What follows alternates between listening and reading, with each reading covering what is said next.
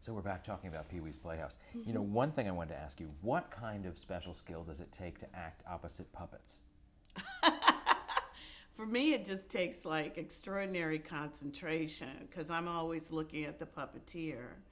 And again, on the Playhouse, he had extraordinary puppeteers. So that was really my problem. But you really do, after a while, you really do find yourself associating those characteristics with the puppet. You know, Randy and Cherry and you know Terry. You know, the voices become so much a part of the character that you know it's so easy to do after a while. Um, but for me, it was just really concentrating, and like because as I said, there were just so many things going on. You know, Yeah, it would be a distracting workplace, I'll imagine. oof, but fun, the distraction. What do you think was what was it portraying Pee-wee's Playhouse? What was that? What was it projecting? What were kids getting out of it? Adults getting out of it? Well, that's what I think was so great about the show is that there was just enough innuendo and that parents could enjoy the show while the children would learn, you know, through Cherry uh, some kind of lesson and through I can't even remember the name of it now, the board. Um, I can't remember the name. That's crazy. Um, there were lessons for children to learn, whether it was geography or history or and he had this great knack for finding these crazy cartoons. And then there was the word of the day where you could just be silly and say the word and try to figure out a way to put the word in a sentence. And, you know, the screaming was just a part of just release and, being and having a fun moment. But I think that the response that I always got from people who were parents saying that at the time the show was airing, you know, my children watched the show. I realized it was more of the parents that were watching the show than it was the children really. And one time I would just finish doing like this 2 hour show of Billie Holiday. You know, she's, you know, doing drugs and she's drinking and some singing songs and it's a one woman show and I come off stage and there's this guy there who goes, this was really good, but you know my favorite show, and he goes into like an episode and so people really loved the show, and this was someone who had sort of grown up with it. um, and I think it just really made a big impact on television. It was unlike its kind, really. Very creative and innovative. Um, and it was, you know, at the time, I don't know if I even thought that or considered that I was on this groundbreaking show. I just knew that I had this new set of friends that I could have fun with. And I got to fly to LA first class. That was like, okay, cool. This is cool. Now, you know, you talked about the appeal to kids and parents obviously liking to see their kids educated that way. But in between, there's a group of maybe perhaps chemically enhanced college students who like to watch the show Completely. at the time, and they were probably responding to what they've described as like the camp of the show or a subversive nature to the show. Did you have a sense that the show was campy or subversive at the time? Oh, are you kidding? Ice Cube speaking and, you know, swirling around in the ice tray. And yeah, are you kidding? Staying overnight in our nightgowns. And yeah, very subversive and, you know, tongue in cheek and very, very campy. Very campy. Miss Yvonne is like the ultimate in camp. Uh, I think certainly we felt that, and I knew that college students were watching it, and I knew how they were watching it, and I appreciated how they were watching it. Because it was sort of a trip that we asked you to take for a half an hour on Saturday morning. With even with the green screen, the kinds of things that we did in front of the green screen, what we had to imagine they were going to be were I think, more fun than what they turned out to be, because it was our imagination, and then the person who had to actually imagine the drawing and so forth was different. But doing that stuff with Paul in front of the green screen, it was totally campy. Do you have a favorite episode of Pee-wee's Playhouse? I think my favorite ones are when Reba gets to stay overnight. But there was one where we went outer space, and I had an opportunity to sing a little song with Paul, and it was kind of a time that it was just me and Paul. So yeah, I would say Playhouse in Outer Space is probably my favorite. Who doesn't want to go to outer space? Of course, it's a favorite. You'd mentioned the Christmas special before, too. That was 1988. Do you have memories of what it was like filming the holiday special? No, I just remember being there and meeting the Del Rubio sisters and thinking what an odd group that was, and how Paul had this amazing knack of finding these people that were just a little off-centered, but what they did was really campy and cool. And it's where I met Katie Lang, and she did the show a couple of times. My memories are really just that, the array of denizens that were in the Playhouse. I got to meet Magic Johnson, and as I said, I met Whoopi then. And Whoopi and I have become great friends over that moment. And I was probably one of 5 women who wore their hair natural, and so we had that little connection. But I just remember the set being extraordinarily festive, because we had a great time making it. And it was hard. It was hard work, but we had a great time making it. And you had Dinah Shore, Frankie and Avalon and Annette Funicello. You probably remember Joan more Rivers. than I watch it every year. Oh my gosh! Of course, I remember it. Joan Rivers too. That's Yes. right.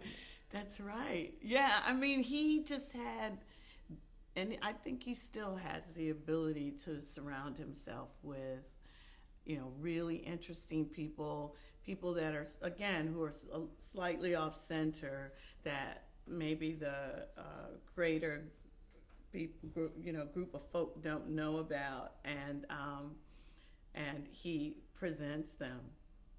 He has a great knack for that. Now, you didn't return for the 5th season of the show, correct? I was there for every season. I was there all 6 seasons. All 6 seasons. Okay. Mm-hmm. What was the legacy of the show? Well, to me, it's innovation. I think that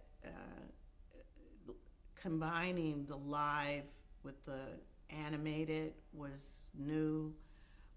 The characters were different. And that it was a combination of, it was an entertainment show, but there were things that kids could learn. It was an opportunity for parents to sit with their children. I think that's its legacy, and that they still hold today. There are families and children and people who are being introduced to those shows, and they still hold. I'm still run into people who say, I know you did all those years in Law and Order, but Reba the mail lady, they love it. They love the show, so that it has this endearing legacy with people who enjoyed it, and now that people are learning it, that would be it to me. I want to talk about a few more TV appearances before we get to the big gavel. Okay. Okay. So, 1988, The Cosby Show. You appeared in an episode of the show. What do you remember about working on the show? Um, Working with Dr. C, he was just very open and funny. And I did that episode. Angela Bassett was in that episode as well with big hair. I just remember having big hair. She'd laugh at me if she heard me say that. But it was just a lot of fun. You know, it was, again, around the first, in that first group of shows that I did for television. And it was great. It was great fun. And it's a multi-camera sitcom, so I guess draws on your theater background in terms of performing in front of a live Very audience. true. And you know, when you do things in New York, I think that's what happens. Is that, especially back then, I don't know if it's like that much anymore. But back then, those sets were really like theater sets, because most of the people that came on to them were theater people. You know, Felicia or Rashad. In fact, I think we were doing a play. No, she was doing One Life to Live then. I was understudying her in a play, and I thought it was the Cosby Show. But I think she got the Cosby Show shortly after we did this play together. And, you know, she comes from the theater. And so it was great, fun. And, you know, working with Cosby. It's not too bad. It's a nice gig to have on your resume. It's a show people have heard of. Yes, Yes. absolutely. And to be a part of that whole run of the show was exciting for me as well. And you know, I think I still have them, but I used to keep all scripts, and then I stopped. I thought that was being too much of a pack rat. So what I tend to do is I keep only those scripts that where the show's aired. So I actually have a copy of Bookworm. Oh, yes, that was the name of the episode I was going to Yeah. ask you. Thank you for saying that. You did another, I don't know if this was intended to be a pilot, or I was going to ask you, a show called Elysian Fields. It was. It was intended as a pilot, correct? Yes, it was, with my brain, Joan Tewksbury. Tewksbury. That was the coffee machine turning off.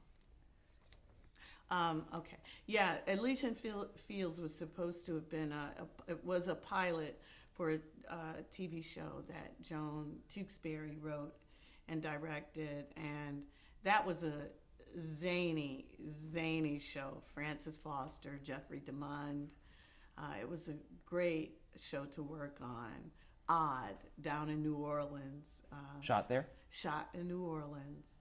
And yeah, I kind of hoped that show would have gone, because it was a sort of an odd grouping of people, and it was fun to work on. That's what I say mostly about the things that I've done, and especially those things in television and film, because I've had such fun. And when you can work and make a living and enjoy it as well, I can't think of anything negative about that. Except it didn't go. Didn't go. Do you know why? I don't know. I think it was a little too zany at the time. It may be something that could work now with some of the shows that, Pulling Up the Daisy, some of these odd shows that we're seeing now, that it may have worked better now than back then. But there was a while where I was doing pilots that were like going nowhere. I want to get to a few of them. And the one last thing about Elysian Fields, I have a note that you worked with Jim Henson on that. Is that correct? You worked? Okay. I didn't see how that fit in, but I wanted to make sure I asked the question. No. So let's talk about some of those other pilots. Moe's World in 1990. Now that one I was really brokenhearted that it wasn't picked up, because it was such a lovely idea of this young boy who had passed on, but wasn't ready. His spirit wasn't ready, and so he would help his mother and his sister, and that's where I got a chance to work with Jada Pinkett and Dwayne Martin and Tisha Campbell. They were all young kids then, all my little babies, and Kevin Sullivan, who was the director for it. And There's one thing I always equate with Moe's World. I was shooting Moe's World, and I was staying in Santa Barbara, and I kept seeing in the background this blue and yellow tent. And finally, one day, I walked up to the tent, and it was my first introduction to Cirque du Soleil. They were playing Saltimbanco at the pier, but we shot all around LA, and I'm not in LA. I've never lived in LA, so it was always fun to go to Hollywood. Especially going there with a job. That's really nice. True. And I've never gone out there for anything other than work, unless it's publicity, or this year I actually went to the Oscars. That was fun. What was unique about Moe's World at the time, do you think? Well, I just think it was a story that TV wasn't ready to tell. It was very difficult to get dramas, because I think it was more of a dramedy than it was a sitcom. And because I do believe it was a well-written and well-produced pilot. But, pilots, how many pilots do they make a year that don't go, that are extraordinary? That's why Law and Order was so unusual, was because it was given an opportunity. And I think a lot of shows, if it weren't so costly, to be given an opportunity, they would find their legs. Some would, not all of them, but I think Moe's World would have found its legs. Was it unique in that it was a drama about a black family? Yeah, I think absolutely. When was that, 80? It was 90. 90? Yeah, I mean, at that point, The Cosby Show was pretty much all you had. And winding down. And winding down, maybe Family Matters, but those were also comedies. They weren't dramas. And this particular story was about a young pregnant girl, a young boy who had been killed. It had serious storylines to it. Mm. And 1990, a busy year. The other pilot I wanted to talk about was Equal Justice. Mm-hmm. What was it? What's your memory of doing that show? Well, I wasn't on it much. My memory of doing it was the fact that I was, working a little bit with Joe Morton, but mostly with Charles Dutton. And I don't know if my character would have recurred or not. But it was again one of those opportunities to work with the people. And as I recall, when I saw the list of things you were going to ask me about, I thought, wow, maybe I should pull these out and look at them, because that would bring some of the memory back. But of course I didn't. But my recollection of that, which is really odd, is sharing a two-banger with Charles Dutton and us doing all the lines from Piano Lesson and just laughing. I think if people had passed that double banger, they would have thought we were crazy, because we were doing everybody's parts. Tommy Hollis, Carl Gordon, and then, with their inflections. That's what I remember about Equal Justice, actually not doing the Not the show itself. Yeah. Well, and this is about the time you were doing the Piano Lesson, which we talked about before, for which you were nominated for the Tony for Best Featured Actress. Mm-hmm. What did that honor mean to you, to get a Tony nomination? Well, the fact that my objective was to come here to do theater, it is probably one of the biggest honors that you could be given, is to be nominated for a Tony. It was an exciting moment. And my mom was with me, and it was just amazing to go to the Tonys, because I'd watched them as a kid. And when you are nominated in those situations, you in your brain, what I'm thinking is how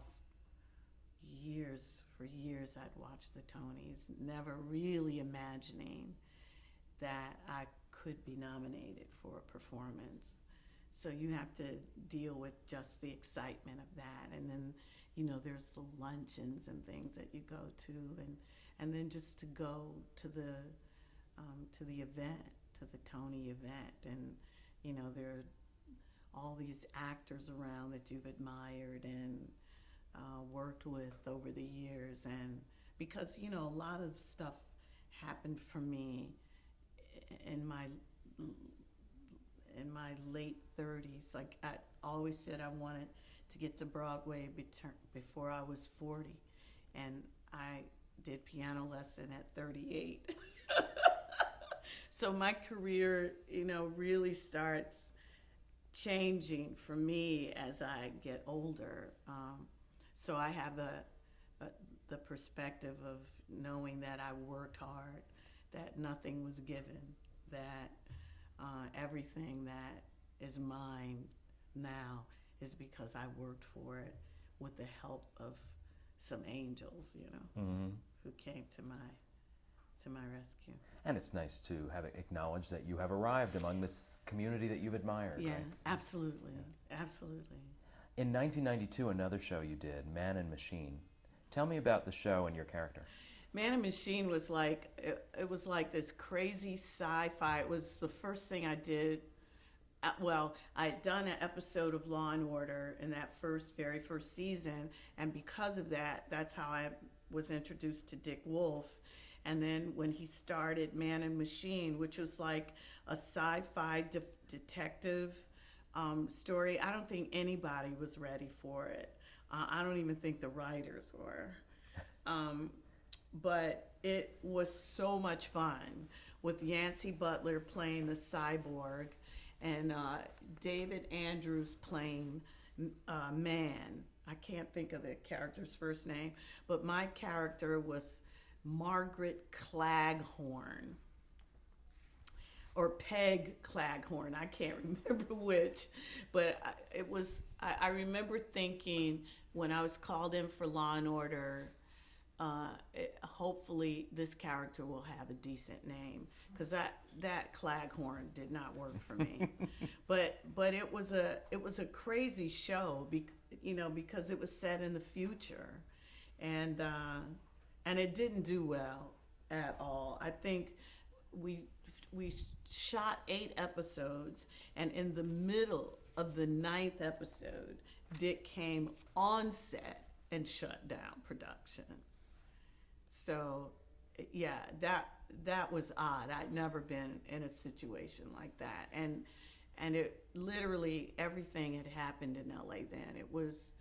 I got there and there were floods, and then I was in an earthquake, and then it was the riots, the Rodney King riot. Oh, right, 1992. Yeah, and then, the show was canceled, and as I was leaving LA, driving to the airport on the 405, there was this huge brush fire. I was like, get me out of here. So, yeah, 9 episodes, and I just got back in touch with Yancey Butler recently, so that was good. That's good when you're able to keep friendships from these things. Well, one friendship that was certainly lucrative for you to keep was Dick Wolf, because right after that, now you said you had done the original Law and Order in which you played a mom, not Detective Van Buren. Right. But then, first of all, I had heard a story that Dick Wolf's daughters were big Pee Wee fans, and that's one reason you came to his attention. That's his story. Okay. Yeah, he tells that all the time. Olivia and Serena, his daughters, were huge fans, and when he told them that he was looking to bring me onto the show, that had a lot to do with it. But I think it was a hair issue, because I've always been natural, and at the time I had done like these 4 shows where I'd worn my natural hair. And Dick said that NBC said something about I had been saturated. That's my recollection. And I kept thinking, on television, how can I be saturated? But I think it was just a hair thing. They didn't want a natural hair. And so at that time, my hair twists, and I took it out and I brushed it back. and I put a bow on in the back of my head and went in with the suit jacket on. This is for your audition For Dick. It was an audition. Oh. He wanted to meet me. Okay. And he said, look, we have to do something with the hair. And I said, well, Dick, that's what wigs are for. And he said, well, I need to see it. And I was like, okay. So I brushed my hair out, put this little bow, put a jacket on, and when I walked in the room, he just started laughing because he'd only see me with like natural hair. And here I was with this like semi-coif, and he just started laughing. He said, this is Van Buren. And I was like, that's her name, Van Buren? So I was just hoping it wasn't Claghorn or something. And he said, yeah, Anita Van Buren. And that was a Friday. I started working on Monday. So I want to back up and say, how did that come about? In other words, Law and Order had been on the air already. 4 years, 4 seasons. 4 seasons, and you had been in the first one as another character. Mm-hmm, mm-hmm. What was the environment for bringing in new characters? What was the reasoning? Well, NBC was going to cancel the show because they felt it was too testosterone driven, that they needed to bring in women. And so Dick decided to make the commander of the precinct a woman, and then to bring in a young ADA female. And that's how Jill Hennessy and I got on the show. It was literally because they were getting ready to cancel it. And that change in the show, that after that first season, the numbers were incredible. And the demographic changed exponentially. Like, women started watching the show, and that's what they really wanted. They wanted to change the demographic. And, the times were changing, too. I think before that, we'd only seen, like, Cagney and Lacey. And Van Buren was truly the precursor to a lot of females coming in after that as figures of authority. So it was a great honor to be a part of the show that, I was a huge fan of. And indeed, when we first started, I would ask the writer, am I in the second half? And they'd say yes or no. If they said no, I wouldn't read the second half. That way I could still be a fan. So I wouldn't know how the show was gonna end. And I did that for about 2 years. And then I realized I couldn't do it anymore, but I wanted to stay a fan because I was a huge fan of the show. And so that's what I would do. And when they told me that I was in the second half, then I'd read the second half too. And I was the only character that could do that. Stephen Hill couldn't, his character couldn't, because he had to know how we got to him. But all I had to know was the case. So it was a great way to just stay a fan of the show. You were Law, and you could hand it off to Order and enjoy Order as a fan. Yeah. And then because I was always amazed at, the fact that what Law and Order did was that the audience was invested in the story simply because it was ripped from the headlines. So they already have an investment. They know the key components of the story. But what Law and Order always did was make that turn that you would never expect. And so to be able to be a part of the episode and yet not know how it's going to end. I can't tell you how many times I would go to the writers after and I'd go, man, I can't believe how you ended that episode. That was like mad crazy. And it was just amazing to be able to do that. But that couldn't last for long. I had to read the whole script. I couldn't be a fan like that, For the 16 or 17 years that this ended up being. 16. 16 years, yeah. Which I'll get to in a moment. I just want to fill in one little blank. Mm-hmm. You had said about that meeting with Dick where you coiffed your hair differently. What made him, when he said, okay, there's going to be a character named Anita Van Buren, what made him say, okay, Epatha, I want to talk to you about it? I really think, I think Brooke Kennedy had something to do with that. Who's on Good Wife now, the producer. I think because Brooke was a producer on Man and Machine, and it was because of our relationship on Man and Machine as well. I think Dick always liked me because I was a straight shooter. I never talk shit but dick. And you know, one of the things that I appreciated about Law and Order was that we were able to do script meetings. I don't know if the writers appreciated that as much, but the actors certainly did. And then because the production crew at that time was on the West Coast, there would be times where the show would be shooting and they'd have an issue, but they couldn't call the West Coast because it's too early in the morning. So when Ed Sheeran came onto the show, one of the things that he insisted was that we have script meetings. And the way the show was separated, the lawyers didn't always work with the cops. So there were these moments where we'd sit down, the two cops and I, with the writer of that episode, who had to fly in, and the director of that episode, and the producers, and we would read the episode. And I think that my relationship with Dick was solidified through those script meetings. Because though it was an urban show, one of the things that I really appreciate and love about television is that it entertains, but it has major capacity to teach. And so why waste it? And in these script meetings, we as artists, as actors, were able to talk about the scripts and what was happening with our characters and what was happening in the story. And we didn't always see eye to eye. But what I appreciated about them, and this was a situation that I had never had before, because if you make comment, that issue of racism comes in, and I felt that in this room we have a microcosm of the world. We have black and white, we have young and old, we have male and female, we have Jew and Gentile. Here's an opportunity for us not to only entertain, but to really educate people within storyline.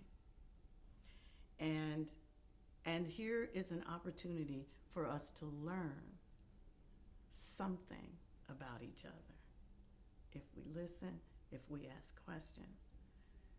And you can't, if you're going to put me in this situation to say, let's read the script and discuss it, then when I say something, you better fucking listen.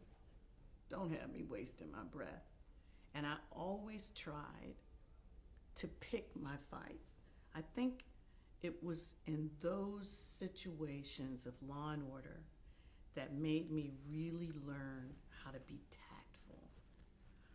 Because a writer takes a story, and it's a solitary profession. And here are people telling them there's major issues with it. So you have to be very careful how you want your point to get across. And I tried to, it's an urban story. So urban areas are mostly black. So, okay, there's only so many arguments I can have here. We're an urban area. But if I hear a character say nigga 7 times, to me that's gratuitous. So I'm gonna say something. Well, if you say to me, we wanna show you what kind of awful person this is, then I say to you, call me nigga once. I know what you are. I don't need that, nor does the audience.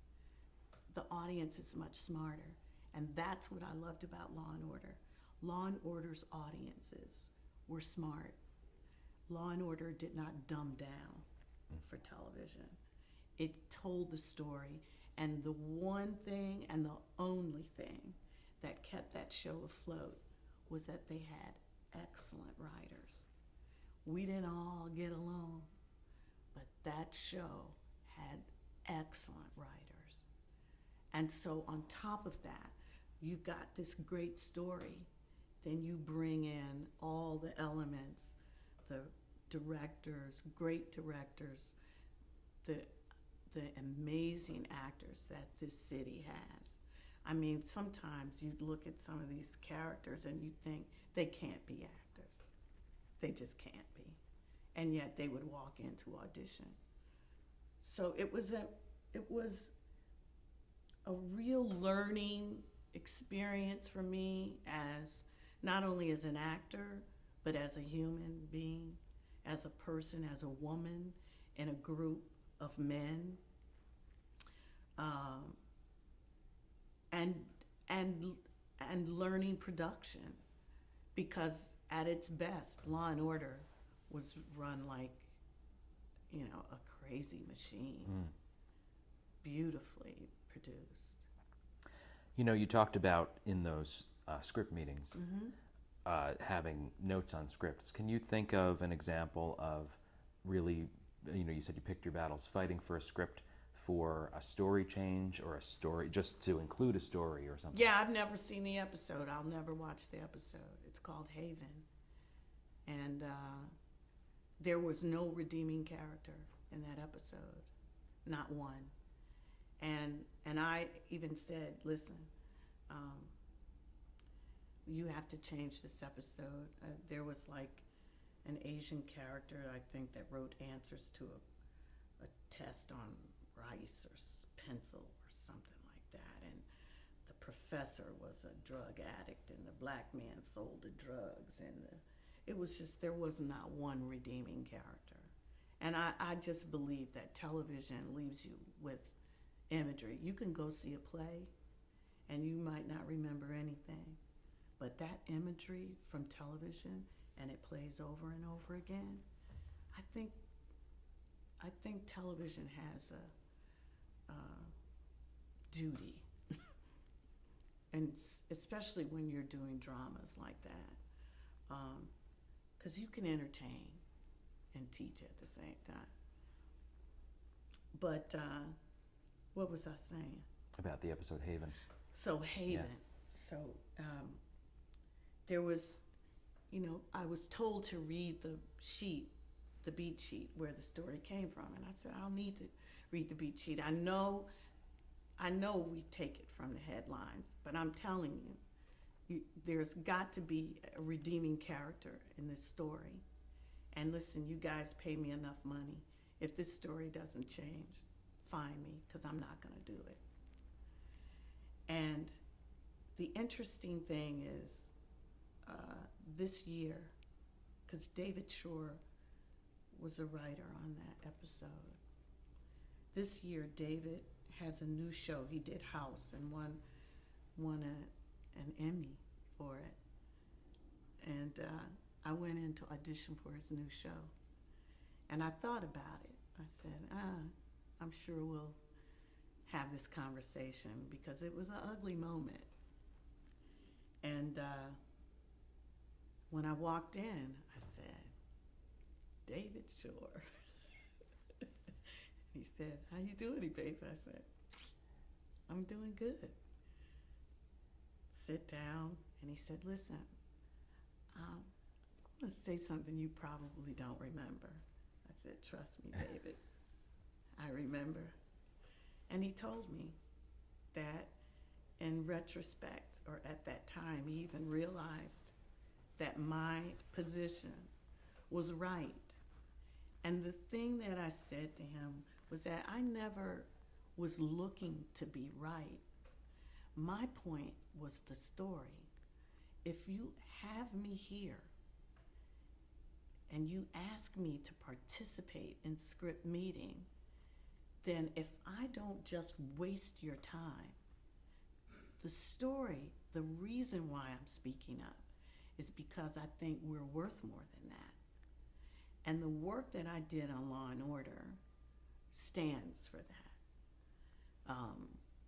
It was amazing to be a part of that show for so long. and consistently put out these stories that were just so much. I mean, it changed television. Law and Order did. And who knew? It took me 8 years to put something in my dressing room. I kept thinking this is going to be over, you know. And then 8 years later, you know. Yeah, and then cut to you're one of the longest running characters ever on television. Yeah. I'll get to that in a moment. I want to go back to the beginning when you started.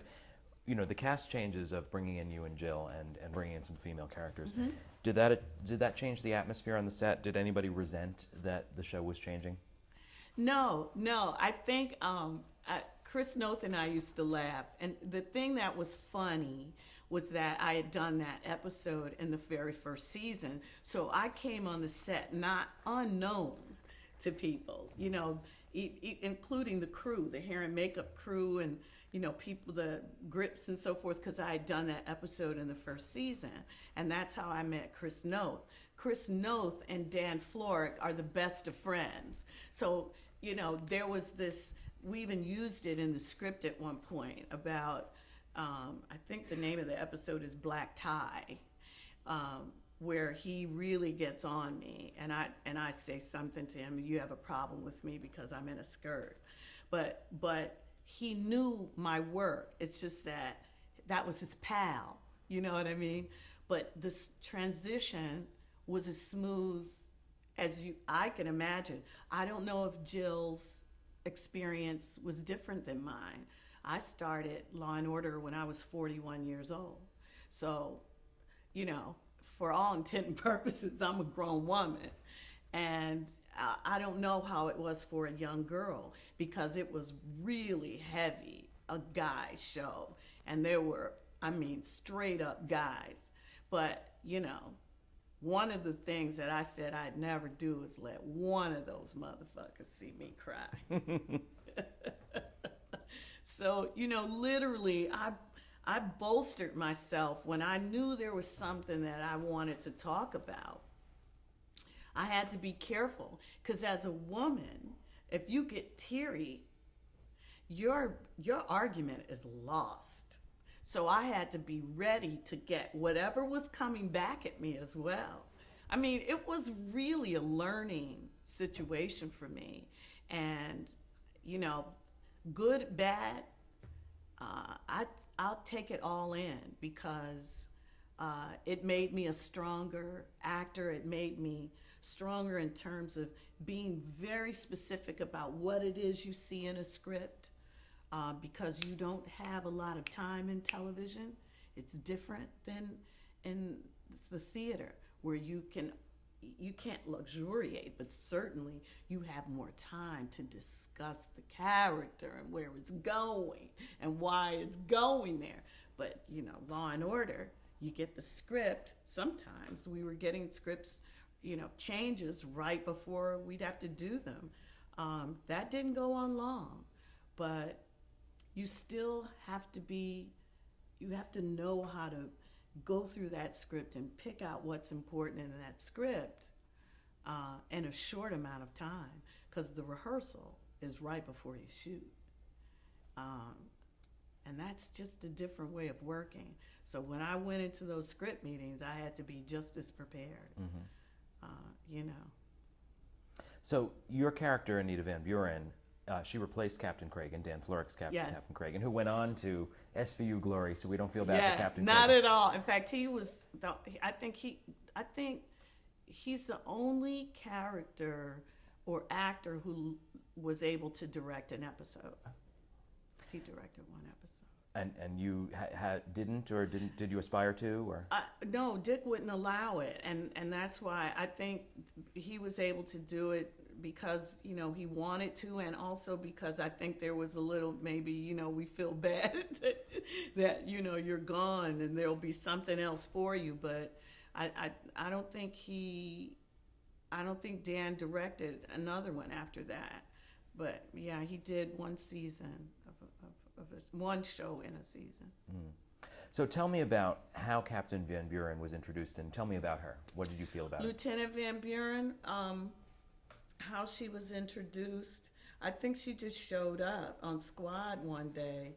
I can't remember what happened to Craig. And oh, he was because supposedly in our show the lieutenant was the commander of the house commander. So he was what's the promoted to captain. Although I think he may have been a captain when he was on the show, but he was transferred or promoted or something, and that's how Van Buren showed up. And the storyline was that she had two children. She was from Brooklyn. There were no family members. She was the first in law enforcement in her family. She joined the force as so many young people do because they want to make a difference. Her husband owned a hardware store, and I think you get to see her children young in one episode called Competence, and her husband. And then the next time you see one of her sons was in the very last season. But she had these two boys, and that there was the nice thing about Van Buren is that there were moments through the years where she would have issues with her son that she'd have to with her sons, and you'd hear her dealing with her sons.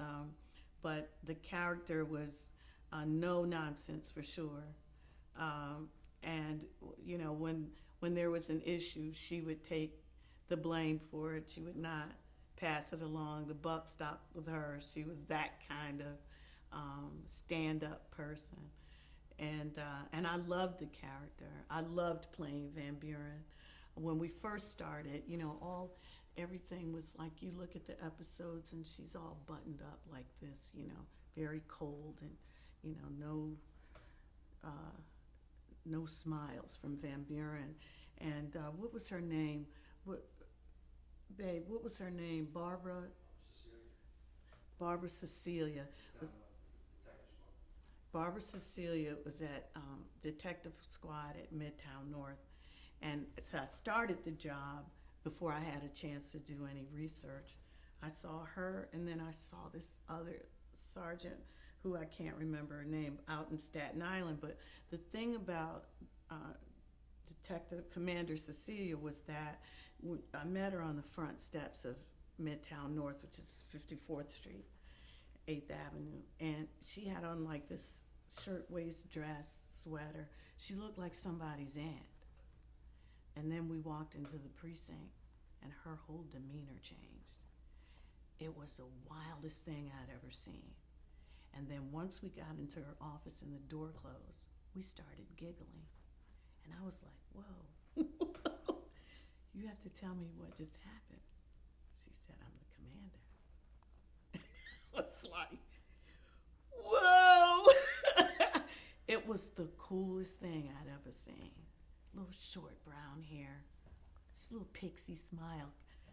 The minute she hit that precinct door, and I was like, aha. And then the woman out in Staten Island was like hardcore. She was like, I don't bounce with the guys, and she was like that. Straight, there was no nonsense, no bullshit with her. I don't, weddings maybe, but I don't bounce. And I said, bounce. She said, I don't hang out with the guys. I don't do that. I swear she was a dyke.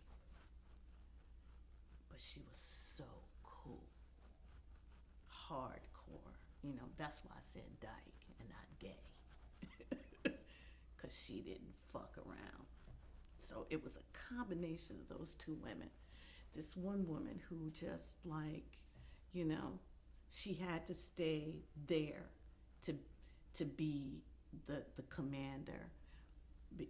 Who knows what her experience was. When I started Law and Order, there were 4, I think, female lieutenants in Manhattan, and no black. So that Van Buren was a lieutenant in Manhattan meant something. And it also had a lot to do with my wearing the wigs on the show. Tell me about that. How did that decision come about? Well, it literally started with me going to Dick and saying the natural hair, because Van Buren would have had natural hair if we hadn't had this issue about these 4 shows. And I can't remember what the 4 shows were. But the 4 shows that NBC said yeah, left yeah, people we've saturated seen with her. your look. Yeah. Yes. So Man and Machine was one. It must have been like the episode of Law and Order that I did. It might have been Equal Justice. I can't and it may have been I can't remember but there were these episodes that were in question, and when I realized it, I saw all the information. I was like, yeah, she wouldn't be natural, because at that period that would have seemed militant. You know what I mean? And she'd have to make herself palpable to the powers that be, and that would mean she'd be coiffed. And so literally it was the right thing to do. And after a while, once the writers and the producers got to know me, they tried to get me to take the wig off, but I was like, it's too late. This character has been established with this look.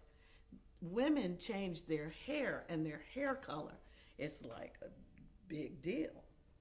You just can't do it and not have conversation about it. You don't go from black to blonde without saying, whoa, what made you make that change? So it's like, no, this is who she is. Now at the end of last season, with the cancer treatment and so forth, if there had been another season, which I quit before, we could talk about that too, I would have come back natural. In fact, they wanted me to not twist it. I was like, it's too late for that.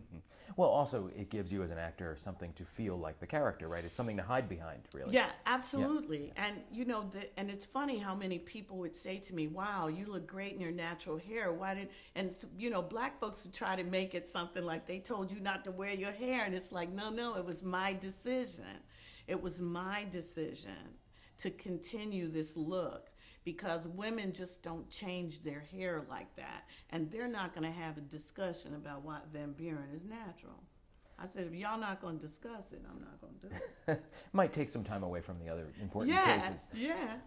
You talked about how she started out all buttoned up, and she did loosen up over the course. Mm-hmm. Did you suggest that? How did it happen? I think it just happened naturally, as it will in shows, once writers get to know personalities. Because I think that no matter how much of a character you're playing, that character still becomes so much a part of who you are, and Van Buren certainly did.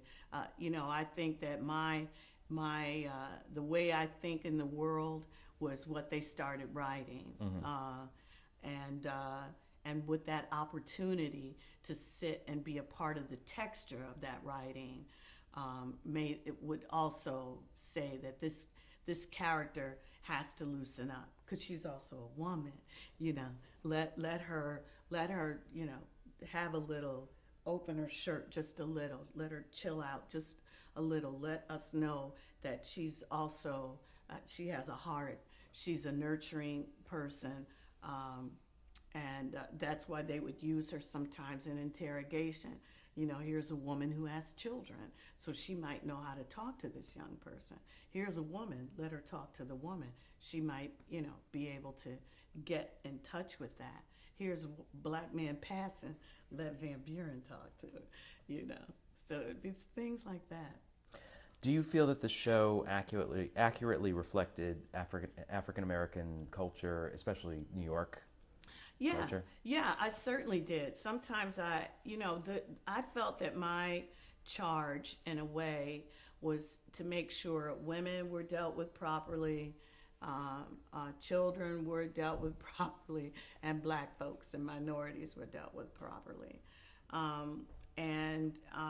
certainly think that in dealing in urban areas, that there were opportunities where we went right to the the bad neighborhood, the bad folks, but there were also blue collar black folks who were doing things wrong. There were times where we were quite equal opportunity bad guy. As a woman, do you think that Van Buren got her due in terms of getting equal screen time on the show, but also just getting respect from the other characters? Van Buren never got enough screen time, as far as I was concerned. I thought that the character could have had more screen time. Yeah, absolutely. And then I don't know how you want to approach it, but we can also talk about the reason why I left the show. We're going to get to that. You know what? This is a good point to end this segment. We'll get Okay. back to that. Cool.